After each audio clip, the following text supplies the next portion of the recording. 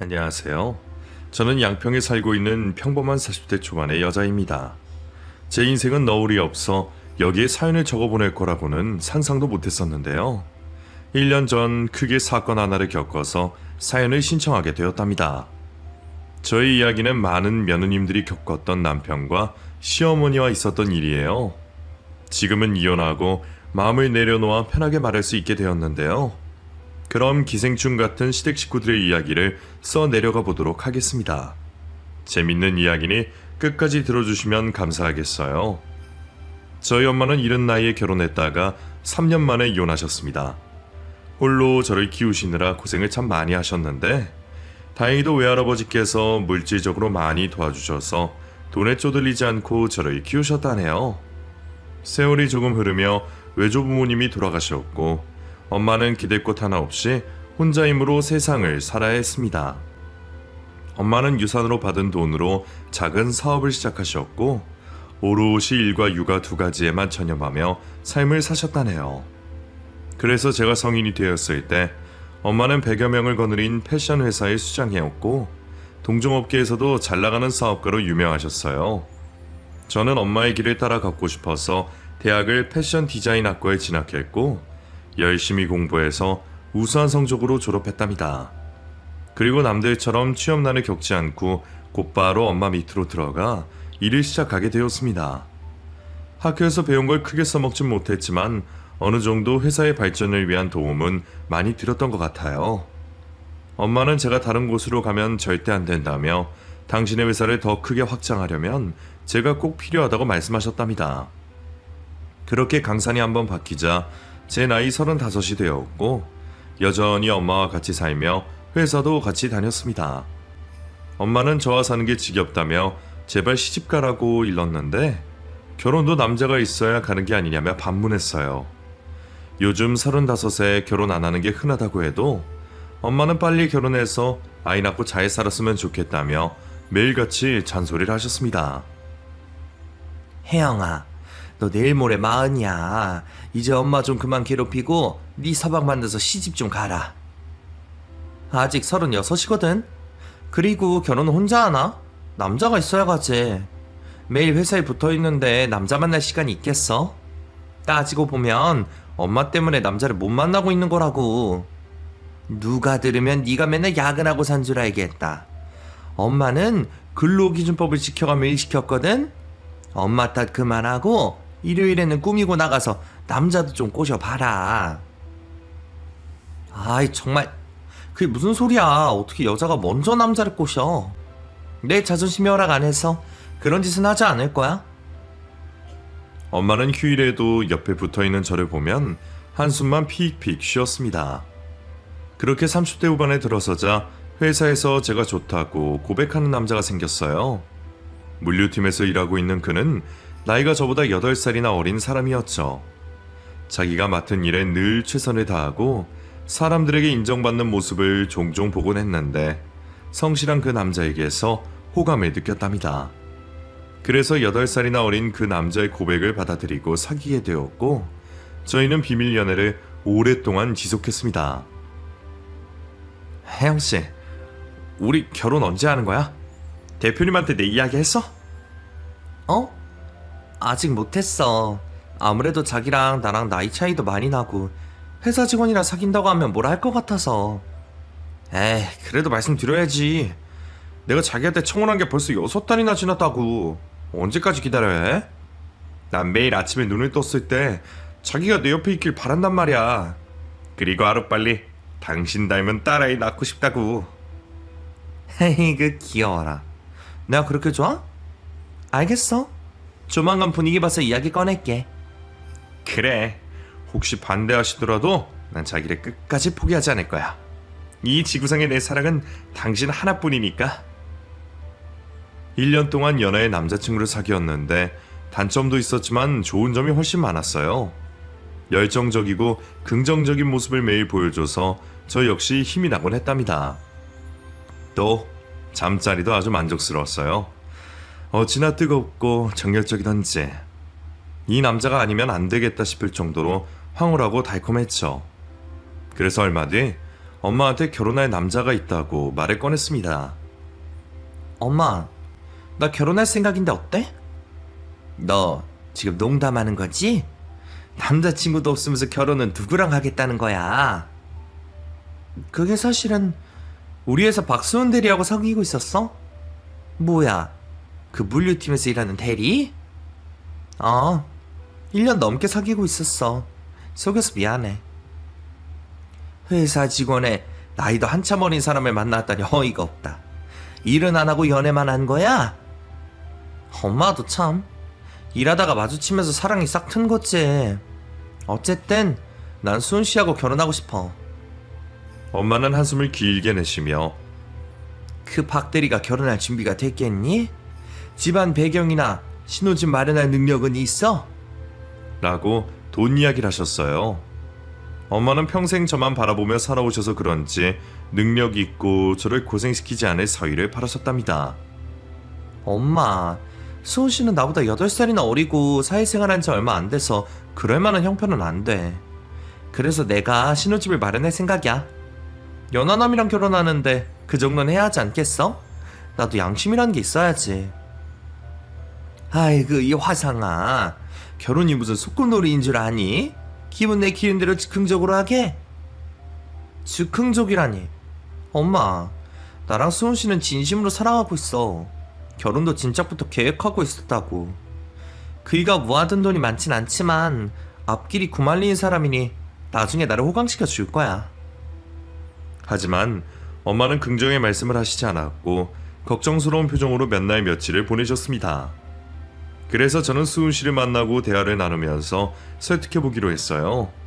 수은 씨는 엄마가 결혼 반대를 하고 있다는 걸 알면서도 해맑게 당연한 일이라며 저를 따라 집으로 왔답니다. 엄마는 부하 직원을 집에서 보니 느낌이 이상하다고 말씀하셨지만 수은 씨가 기분 나쁘지 않도록 반가운 미소로 환대해 주셨어요. 어서 와요, 박대리. 회사에서만 보다가 우리 집에서 보니 느낌이 다르네. 그동안 회사 사람들 몰래 비밀 연애를 한 거야? 두 사람 다 여유가 따로 없네. 대표님, 진작 말씀드리지 못해 죄송해요. 우리 자기가 비밀로 하자고 부탁해서 그랬어요. 뭐? 우리 자기? 참 귀엽구만. 우리 혜영이를 좋아해줘서 고맙긴 한데 결혼은 다른 문제야. 엄마인 내가 걱정스러운 건 어쩔 수 없다고. 그래서 말인데 박대리 생각을 좀 말해보게. 대표님, 아니 어머님, 제가 나이도 어리고 경제적 능력이 없어서 결혼을 반대하시는 걸 충분히 이해합니다. 그런데 저 앞날이 창창한 청년이에요. 지금이야 어머님 회사에서 월급 받는 직원이지만 나중에 사업을 해서 혜영 씨를 호강시켜 줄 겁니다. 틈틈이 공부하면서 준비 중이니 믿어주시고 따님을 제게 주십시오. 수은 씨의 일취월장한 고백을 들은 엄마는 씩 웃으시며 그래, 자네가 데려가게. 사실 혜영이가 박대리랑 결혼한다고 했을 때 회사 간부들한테 자네에 대해 조사 좀 해봤어? 성실 근면하고 자기 일에 자부심을 가지고 최선을 다한다며? 게다가 사교성도 좋아서 사람들과 두루두루 잘 지낸다고 하더라. 인품 좋다고 소문까지 난 사람을 내가 반대할 이유가 없겠더라고. 라고 말씀하셨습니다. 그럼 저희 결혼을 허락해 주시는 거예요? 정말 고맙습니다, 장모님. 그래, 대신에 내 딸 눈에서 눈물 나게 만들면 가만두지 않을 거야? 당연하죠. 매일 웃게 만드는 남편이 되겠습니다. 엄마, 고마워. 난 엄마가 손실 안 받아주면 가출이라도 해야 하나 싶었는데 일이 이렇게 풀리니 기분이 무지 좋다. 아이고, 화상아, 그렇게 박대리가 좋으냐? 그럼 앞으로 지지고 볶고 잘 살아. 이 엄마 실망시키지 말고. 그렇게 저와 수은 씨는 결혼 준비를 시작하게 되었습니다. 경제적 능력이 거의 없는 수은 씨를 대신해 제가 결혼식장과 신혼여행, 그리고 신혼집과 혼수까지 마련했어요. 저희는 상견례까지 무사히 마치고 부부의 연을 맺게 되었습니다. 시어머니는 저에게 살갑게 잘 해주셨고 시집살이 같은 건 절대 시키지 않았습니다. 오히려 저희 신혼집이 비어있을 때 우렁각시처럼 청소와 빨래를 해주시고 냉장고를 채워주고 가셨죠. 그래서 감사한 마음에 용돈을 자주 드렸답니다. 그런데 이상하게도 시어머니가 집에 다녀가시기만 하면 집안의 물건이 하나씩 사라졌어요. 결혼식 때 착용했던 목걸이가 발이 달렸는지 아무리 찾아봐도 보이지 않았고, 친구에게 결혼 선물로 받고 한 번도 신지 않은 명품 구두가 사라졌답니다. 시어머니를 의심하기는 싫었지만 확인은 해야 할 것 같아 전화를 걸어 여쭈어 보았어요. 어머님, 오늘도 저희 집 청소해 주시느라 애쓰셨어요. 정말 감사해요. 고맙긴. 이 시애미가 좋아서 하는 일이니까 신경 쓰지 말거라. 어머님, 그런데 혹시 제 방에 있던 목걸이 못 보셨어요? 목걸이? 글쎄, 난 안방에 들어가지도 않았는데. 그래요? 그럼 신발장 정리하면서 구찌 구두는 못 보셨나요? 그것도 없어졌네요. 뭐야, 지금 나를 도둑년으로 모으는 거냐? 목걸이랑 구두가 없어졌는데 나한테 묻는다는 건 내가 훔쳐갔단 말 하고 싶은 거야? 아니에요, 어머님. 저는 혹시 어머님이 다른 데다 치우셨나 해서 여쭙는 거예요. 언짢으셨다면 사과드릴게요. 됐다. 난 네 물건에 손도 안 댔으니 괜한 의심 말아라. 이만 끊는다. 시어머니는 기분 나쁘게 전화를 끊으셨고 저는 찝찝한 기분으로 하루를 보냈답니다. 그래서 전 시어머니가 저희 집에 다시는 안 오실 줄 알았어요. 제가 그렇게 의심했으니까요. 하지만 언제 그랬냐는 듯 우렁각시처럼 일주일에 2번은 꼭 오셔서 깨끗하게 집을 치우시고 돌아가셨답니다. 그런데 얼마 뒤 퇴근하고 집에 갔더니 주방이 휑한 거예요. 뭐가 빠진 것 같은 느낌이 들어 곰곰이 생각해 봤더니 식기세척기가 사라진 겁니다. 이게 무슨 일인가 싶어 시어머니께 연락을 드렸어요. 어머님, 식기세척기가 사라졌어요. 혹시 어머님이... 아, 그거? 내가 집으로 가져왔다. 어차피 니들 설거지감도 별로 안 나오잖냐? 그리고 니들 설거지는 내가 할 테니까 그냥 물에 담가 두거라. 네? 어머님, 식기세척기가 필요하신 말씀을 하시지 그랬어요. 제가 충분히 사드릴 수 있는데요. 뭐하러? 너희 집에 있는 거 거의 쓰지도 않는 것 같아서 아까워서 가져왔다. 나는 집에서 이것저것 요리 많이 하니까 요긴하게 쓸 거라고. 혹시 내가 식기세척기를 가져와서 기분이 나쁜 건 아니지? 네? 아, 네. 그럼 어머님이 잘 써주세요. 그제야 시어머니에게 도벽이 있다는 걸 느꼈습니다. 목걸이와 구두도 분명히 시어머니가 가져갔을 게 뻔해 보였죠. 그리고 남편이 결혼한 지 몇 달 만에 변하기 시작했습니다. 제가 알던 근면성실한 남자는 어디로 갔는지 회사에서 농땡이를 비우고 여직원들과 농담 따먹기를 하는 모습을 자주 보게 되었어요. 자기야, 요즘 일하는 게 왜 그래? 예전과 너무 달라졌어. 물류팀 이 팀장님 말을 들어보니까 자기 업무를 다른 사람들한테 넘기기까지 한다며? 이 팀장이 그런 말을 해? 자식 안 되겠네. 대표 사이를 물러봤나. 감히 팀장 나부랭이가 후계자 뒷담화를 해? 내일 가서 면상에 욕이라도 퍼부어줘야겠어? 당신 지금 뭐라는 거야? 당신이 뭔데 이 팀장한테 욕을 퍼부어? 그리고 후계자라니? 누가 당신한테 회사 넘겨준대? 요즘 진짜 왜 이러는 거야? 예전의 모습은 어디 가고 허세만 늘어난 거냐고. 그이는 저와 결혼한 게 큰 벼슬이라도 얻은 것 마냥 매우 건방진 태도로 직원들을 대했답니다. 저는 정신 차리라고 몇 번을 일러줬는데도 귓등으로 들었어요. 자기야, 말이 나와서 하는 말인데 장모님 언제 은퇴하신대? 자기랑 내가 회사를 운영하면 지금보다 훨씬 잘할 것 같지 않아? 장모님은 너무 고리타분한 성격이라 감각이 뒤떨어지는 것 같다고. 뭐라고? 지금 우리 엄마가 문제 있다는 거야? 당신 나랑 결혼했다고 부귀 영화를 누리는 걸로 착각하나 본데 당신은 일개 직원일 뿐이야. 엄마가 은퇴해도 회사는 나 혼자 운영할 거니까 꿈도 꾸지 마. 그리고 당신 나랑 결혼하기 전에 뭐라고 그랬어? 열심히 공부하고 돈을 모아서 사업장을 직접 차리겠다고 했잖아. 그런데 지금 하고 있는 꼴이 이게 뭐야? 자기야, 내가 사업장을 차라리 돈을 모으려면 십수년이 더 걸려. 쥐꼬리만한 월급을 모으는 게 가능하겠어? 게다가 눈앞에 내 회사가 버젓이 있는데 왜 괜한 고생을 해야 하지? 그리고 당신은 양심이라는 걸 좀 가져라. 8살이나 어린 나랑 결혼했으면 그 정도는 감수해야 하는 거 아니야? 길 가는 사람 무조건 물어봐. 이 결혼에 손해보는 사람이 누구인지.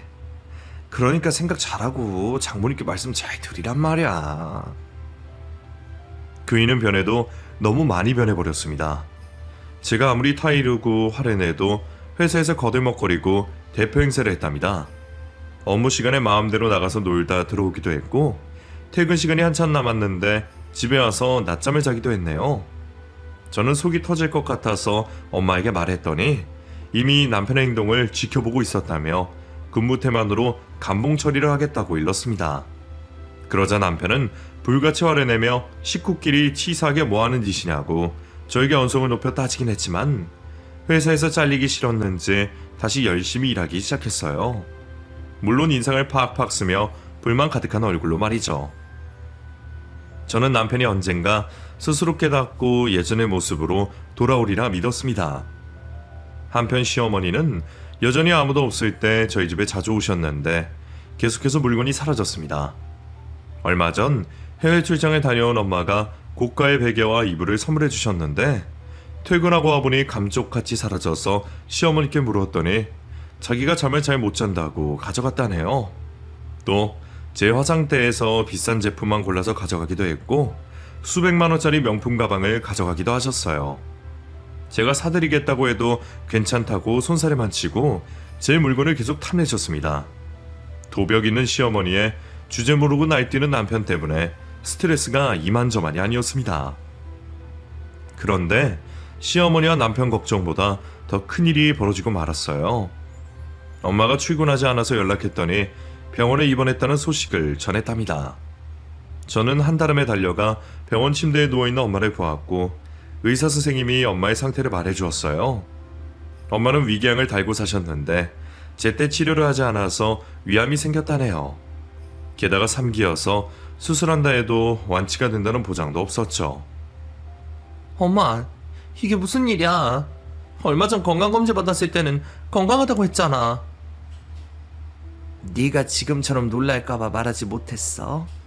엄마는 괜찮으니까 얼른 회사에 들어가봐. 엄마가 없으면 네가 그 자리 메꿔야지. 지금 회사가 됐어야? 엄마 지금 위암 3기라고.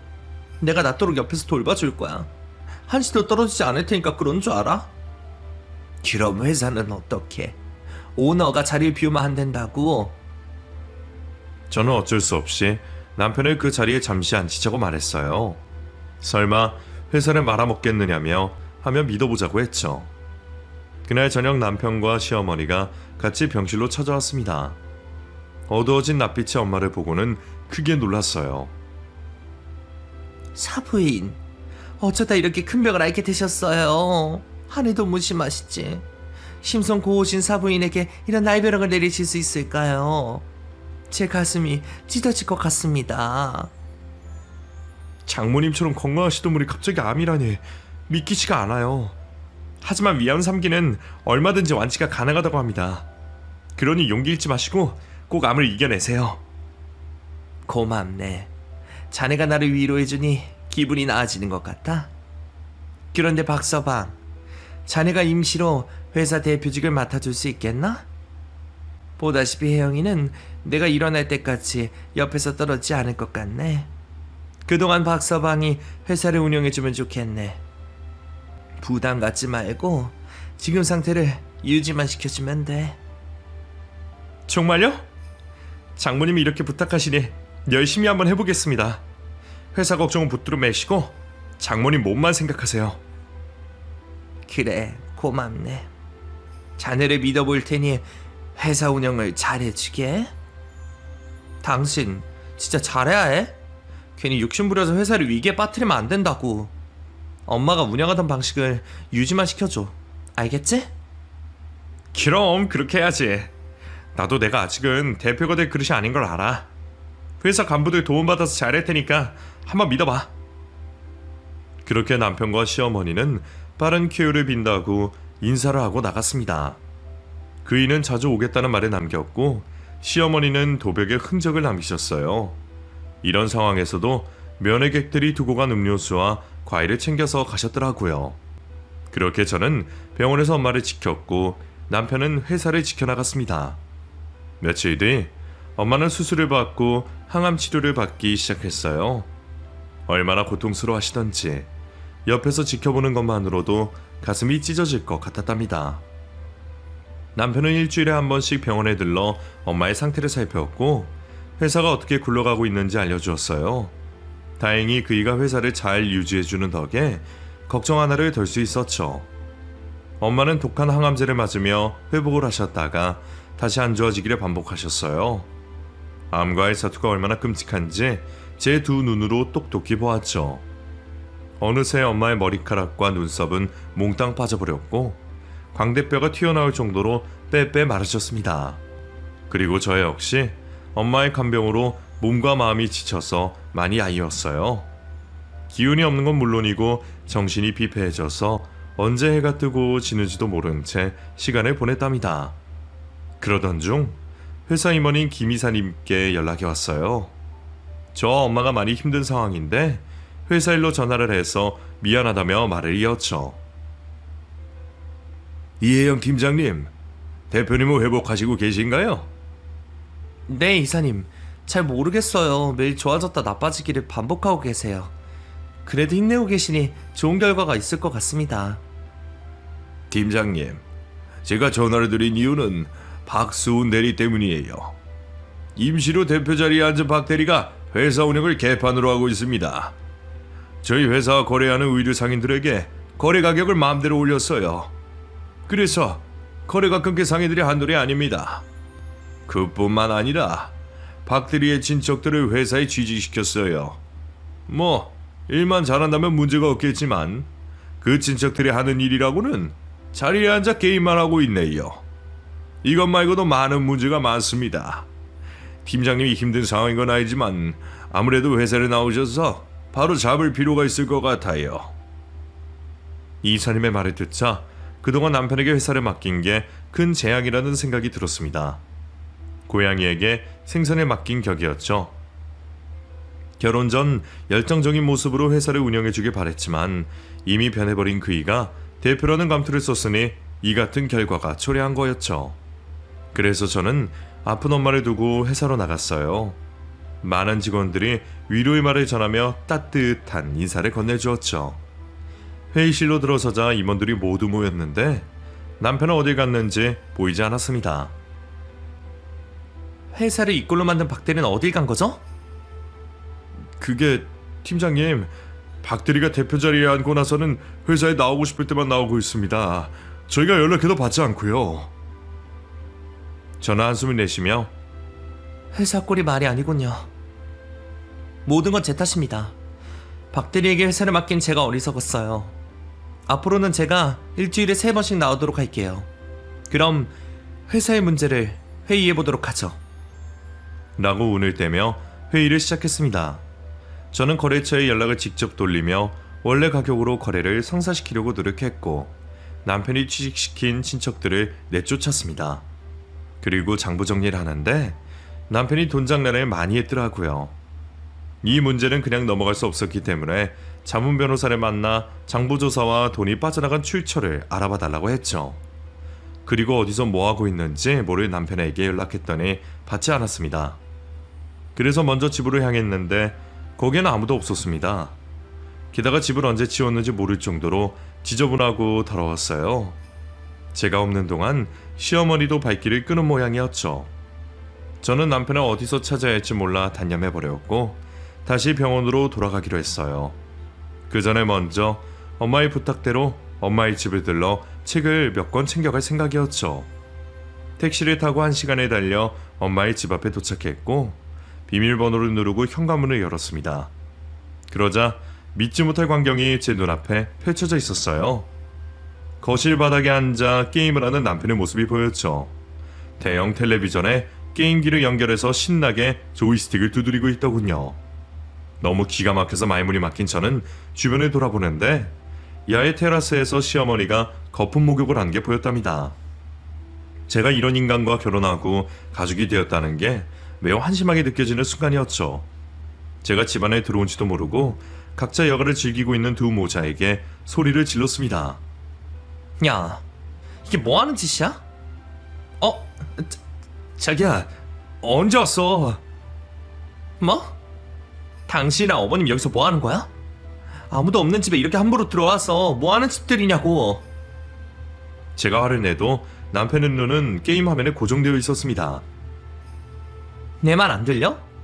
이 인간아, 회사 꼴에 엉망으로 만든 것도 모자라 우리 엄마 집에 들러붙은 거야. 회사가 엉망이라니?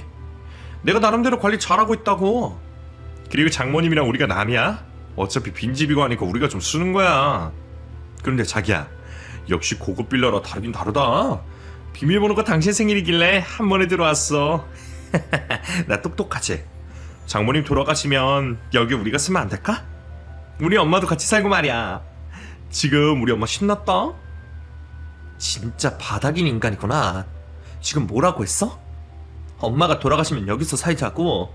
당신 지금 엄마가 돌아가시길 바라고 있는 거야? 나쁜 자식아? 왜 이렇게 흥분하고 그래? 병원에서 어느 정도 마음의 준비를 하라고 했었잖아. 그 말에 뭐겠어? 살 날이 얼마 남지 않았다는 거잖아. 여하튼 나랑 엄마는 여기가 마음에 들어. 그의 말을 듣고는 참지 못하고 달려가 머리통을 날려버렸습니다. 그리고 발길질을 하며 온갖 욕을 퍼부었죠. 짐승마도 못한 놈아. 네가 그러고도 내 남편이고 내 엄마의 사이냐? 병원에서 오늘 내일 하고 있는 엄마를 생각했으면 여기서 이러고 있으면 안 되는 거 아니야, 이 쓰레기 같은 놈아. 아, 진짜 왜 때리고 그래? 내가 뭘 잘못했다고 이러는 거야? 어차피 장모님 돌아가시면 이 집은 우리 차지가 될 건데 미리 좀 썼다고 이 난리 치는 거냐? 더럽고 치사하다 이년아. 끝까지 네가 뭘 잘못한지 모르니? 완전 인간의 탈을 쓴 악마가 따로 없네. 제가 눈을 불을 켜고 화를 내자 야외 테라스에서 거품 목욕을 하던 시어머니가 수건을 두르고 들어왔습니다. 얘, 언제 왔니? 그런데 분위기가 왜 그래? 내 아들 훈계라도 하는 중이었어? 어머님, 이게 뭐 하는 짓이에요? 이 사람이 들어오자고 하면 말렸어야죠. 주인도 없는 집에 들어와서 여유롭게 게임하고 거품 목욕하시는 게 말이나 돼요. 게다가 엄마는 항암 치료받는 암 환자라고요. 미안한 마음이 조금도 들지 않는 거예요? 어머머, 얘 좀 봐라. 너 지금 우리가 이 집에 들어왔다고 승질 부리는 거니? 거참 더럽게 치사하게 군 야, 네 애미가 살 날이 얼마 남지 않은 데다 이 집에 올 리가 없잖아. 비어있는 집에 좀 들어와서 논 거 가지고 너무 인색하게 구는 거 아니냐? 어머니까지 그런 말 하실 수가 있어요? 살 날이 얼마 안 남았다뇨. 저희 엄마 지금 아무리 이겨내려고 안간힘을 쓰고 계시다고요. 그런 분을 위로해주지는 못할 망정 빨리 돌아가시길 기다리고 있는 거예요? 기 따가워. 엄청 땡땡거리네. 몰라. 우린 여기서 지낼 테니까 그런 줄 알아. 그리곤 시어머니는 2층으로 올라가셨습니다. 남편은 계속 게임을 하고 있었고요. 정말 어이가 없어서 입이 다물어지지 않았답니다. 결국 저는 이혼을 결심하고 이 인간들과 하루빨리 인연을 끊어야겠다는 생각을 했어요. 제가 나가라고 해도 꿈쩍도 하지 않고 있는 두 모자를 두고 일단 병원으로 돌아갔습니다. 엄마는 항암 치료를 받은 직후라 많이 힘들어하고 계셨어요. 물도 입에 대지 못하고 있어서 그런지 입술이 여러 갈래로 갈라져 있었네요. 그래서 엄마가 몸이 호전되면 이혼하겠다고 말하기로 하고 자문 변호사에게 연락해 남편의 횡령을 고소해달라고 말했고 추가로 이혼 소장과 주거침입죄로 두 사람을 고소해달라고 말했죠. 변호사님은 주거침입죄는 친족 간의 고소가 불가하다며 엄마의 이름으로 고소를 하겠다고 대답했고 다른 것도 고소할 게 있는지 조사하고 연락을 주겠다고 답했답니다. 얼마 뒤 항암 치료를 3차까지 마친 엄마와 저는 의사 선생님 앞에 앉았어요. 선생님은 밝은 얼굴로 마주한 채 좋은 소식을 전해주셨습니다. 여기 사진 보시면 전가호가 명확하게 다르게 보이시죠? 암이 사라진 겁니다. 축하드려요, 김목숙 씨. 네? 정말 우리 엄마 몸속에 암이 사라졌다고요? 완치된 거냐고요? 맞아요. 완치되셨어요. 연세가 있으셔서 걱정했는데 잘 버텨주셔서 쾌차하게 되셨네요. 그렇지만 앞으로 관리를 잘 해주셔야 합니다. 암은 언제든지 재발할 수 있으니까요. 네, 선생님. 감사합니다. 정말 감사합니다. 엄마, 이제 됐어. 예전처럼 건강하게 살 수 있다고. 고맙다, 혜영아. 그리고 선생님 감사해요. 두 사람 때문에 제가 살았어요. 저 엄마는 부둥켜 안고 오랜 시간을 기쁨의 눈물을 흘렸습니다. 그리고 며칠 더 치료할 게 남아있어 입원을 늦추게 되었는데 이제는 말할 때가 되었다고 생각하고 말씀드렸습니다. 엄마, 지금 회사 꼴이 말이 아니야. 그이가 회사 돈을 빼돌리고 거래처에 장난질을 많이 했어. 내가 바로잡고 있어서 어느 정도 해결은 된 상황이야. 아휴, 박사방을 믿는 게 아니었는데 괜히 네 남편한테 회사를 맡겼나 보다. 정말 미안해. 그리고 다른 문제도 참 많아. 그래서 이혼하려고 해. 저는 그동안 있었던 일들을 하나도 빠짐없이 말씀드렸어요. 시모와 남편이 엄마가 돌아가시길 기다리고 있다는 이야기도 해드렸죠. 그러자 엄마는 더 두고 볼 것 없이 이혼하라며 전문 변호사에게 직접 전화를 걸어 여러 변호사를 추가로 선임해서 두 모자에게 제대로 된 손해배상을 청구하라고 일렀답니다. 이혼 소장과 횡령죄를 고소를 당한 남편과 주거침입과 엄마의 물건을 훔친 절도죄로 고소당한 시어머니는 경찰 조사를 받게 되었어요. 저 엄마는 사실 조사를 위해 경찰서로 향했습니다. 이윽고 두 모자는 경찰들에게 향변하듯 주저리 변명을 하며 자신들은 죄가 없다고 우기고 있었어요. 잠시 후 저와 엄마의 얼굴을 확인하자 시어머니가 놀란 눈으로 말했습니다. 사부인 태어나셨어요? 몸이 다 나으신 거예요? 네. 그런데 표정이 왜 그래요? 제가 낫지 않길 바란 사람처럼 말이에요. 그럴 리가요. 제가 오매물망 사부인이 암을 이기고 돌아오길 얼마나 기다렸는데요. 그건 그렇고 사돈이 저희를 고소했어요? 주거침입죄며 절도죄라니 이게 말이 되는 겁니까? 제 집에 허락도 없이 들어가 먹고 자고 놀았으니 주거침입죄가 맞죠. 게다가 제 보석함의 물건들을 여러 개 가져가셨다고 하던데 제 변호사가 증거를 다 찾아냈습니다. 그러니 변명할 생각하지 마시고 처벌받으세요. 그리고 박서방, 자네는 회사 돈을 마음대로 빼돌리고 회사를 위기에 빠뜨린 후 여러 죄를 저질렀어. 그러니 그 벌을 달게 받아야 할 거야. 덧붙여서 이혼 소송도 당할 테니까 마음의 준비를 단단히 하는 게 좋을 거야. 우리 집안의 덕을 많이 보고 살았으니 위자료도 그만큼 많이 준비해야 할 거야. 장모님, 제가 잘못했습니다. 자기야, 내가 잘못했어. 그러니까 이번 한 번만 용서해주고 그냥 넘어가주면 안 될까? 횡령죄니 뭐니 이런 것도 다 치워해줘. 내가 앞으로 당신과 장모님한테 100배 1000배 잘할 테니까 용서해줘. 하지만 저는 그의 말을 들어줄 마음이 하나도 없었습니다. 그래서 미친 소리 하지 말고 벌을 받으라고 으르렁거렸어요. 그러자 남편과 시어머니는 지금 상황이 심각한 걸 깨달았는지 저희 모녀 앞에 무릎을 꿇었답니다. 사부인, 아니 선생님 이러지 마세요. 제발 고소를 취하해 주세요. 이 노인네가 도벽이 있어서 선생님의 물건을 탐냈네요. 제가 앞으로 선생님의 집에 가정부가 될 테니 제발 선처해 주세요. 자기야, 내가 어리석었어. 회사 수장이 되니까 나도 모르게 눈이 돌아버렸나 봐. 나도 모르게 욕심이 나서 그랬어. 앞으로 당신의 하인이 되어 시키는 대로만 하면 살게. 그러니 제발 살려줘. 나 감옥 가기 싫단 말이야. 그 순간 경찰들이 알아서 등을 돌려주었습니다. 저희 모녀에게 두 모자의 뺨을 날리라고 분위기를 만들어준 건지 모르겠지만 저는 남편의 따귀를, 엄마는 시어머니의 따귀를 힘차게 날려버렸습니다. 이 인간아, 이렇게 될 거라고는 상상도 못했지? 그러니까 그렇게 제멋대로 날 뛰었겠지.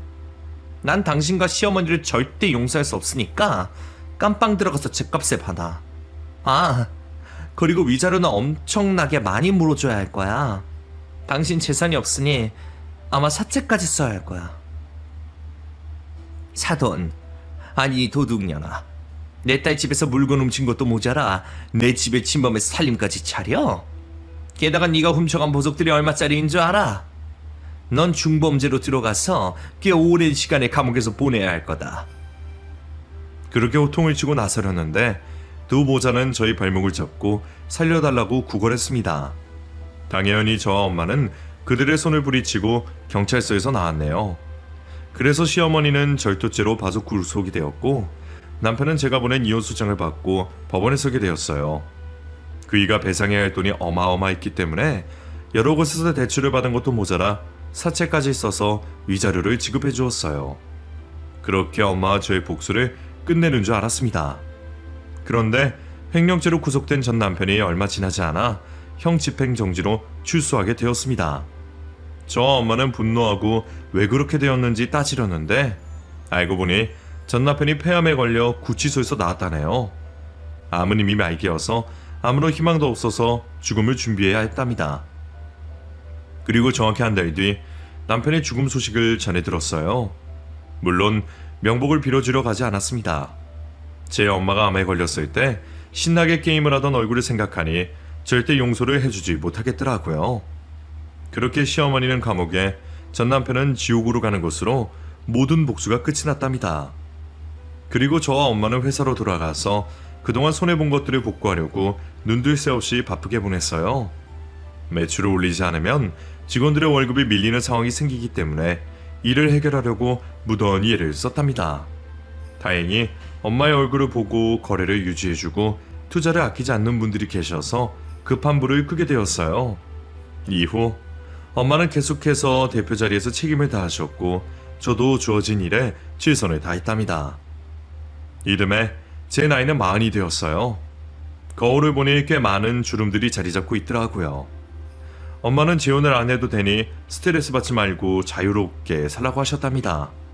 그런데 제 생각은 달랐어요. 쓰레기 같은 놈과 살았으니 제대로 된 사람과 결혼하고 싶더라고요. 저를 진심으로 사랑해줄 누군가가 이 지구상에 단 한 명이 없다면 너무 불행할 것 같았죠. 그래서 좋은 사람이 나타나기를 기다렸는데 거짓말처럼 누군가 제 앞에 나타났습니다. 그 남자는 저희와 자매 결혼이 되어 있는 회사의 대표였는데 나이가 저랑 동갑이었고 이혼의 아픔을 가지고 있는 것도 같았어요. 저는 사업하는 동료로만 생각했는데 그 남자가 자신의 마음을 담은 진심 어린 편지를 저에게 주며 사랑을 고백했답니다. 이에 저는 쉽게 연인이 되지 않았고 오랫동안 그 사람을 지켜보며 친구 사이로 지냈어요.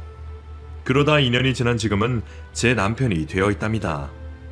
세상에는 이중적인 사람들이 참 많은 것 같은데 그렇지 않은 사람들도 많은 것 같아요. 제 전남매형과 현남편을 비교하긴 미안하지만 저는 두 부류의 사람과 결혼해봤으니 인생을 아주 조금은 알 것 같답니다. 지금 남편이 워낙 많은 사랑을 주고 있어 전 남편에 대한 기억은 희미해졌어요. 또 저승에 간 사람을 뭐하러 미워해야 하나 싶어서 생각조차 안 하려고 노력하고 있답니다. 얼마 전 엄마와 지난 이야기를 나누었는데 엄마는 하늘이 당신의 암을 가져가서 제 전남편에게 옮겨주신 거라고 말씀하셨어요. 하늘과 신은 존재한다며 악한 사람들은 언젠가 벌을 받는다고 덧붙이셨답니다.